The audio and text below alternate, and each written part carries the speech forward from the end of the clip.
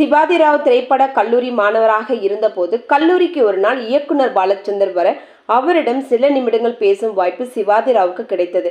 சிவாஜி ராவிடம் ஏதோ ஒன்று இருப்பதை உணர்ந்த பாலச்சந்தர் அப்போது அவர் இயக்கி வந்த அபூர்வ ராகங்கள் படத்தில் ஸ்ரீவித்யாவின் கணவராக நடிக்க வைத்தார்.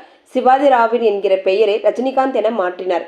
கதைப்படி ஸ்ரீவித்யாவை விட்டு பிரிந்து சென்ற அவர் ஸ்ரீவித்யாவிடம் மன்னிப்பு கேட்பதற்காக புற்றுநோயுடன் திரும்பி வருவார். முதல் நாள் படப்பிடிப்பு. அதற்கு முந்தைய நாள் இரவு முழுவதும் சிவாஜி ராவ் தூங்கவே இல்லை.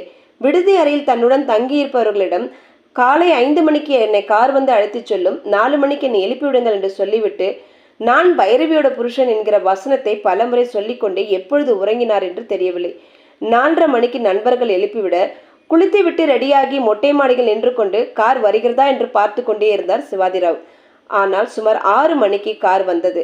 வேகமாக கீழே இறங்கி அதில் ஏறி கார் படப்பிடிப்பு தளத்துக்கு போனது. அங்கு வந்த கமலிடம் I am Shivaji Rao from Bangalore, நீங்க நடிச்ச சொல்லத்தான் நினைக்கிறேன் படம் பார்த்தேன், சிறப்பா நடிச்சிருந்தீங்க என ஆங்கிலத்தில் சொன்னார். சிவாஜி ராவ் புன்னகையுடன் கடந்து சென்றார் கமலஹாசன். அதுதான் ரஜினியும் கமலும் முதல் முறையாக பேசியது.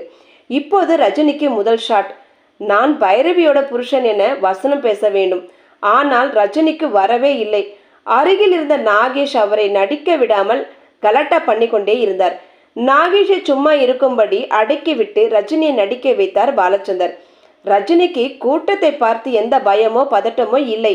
பாலச்சந்தரை பார்த்துதான் அவருக்கு பயம். ஒரு வழியாக நடித்தார்.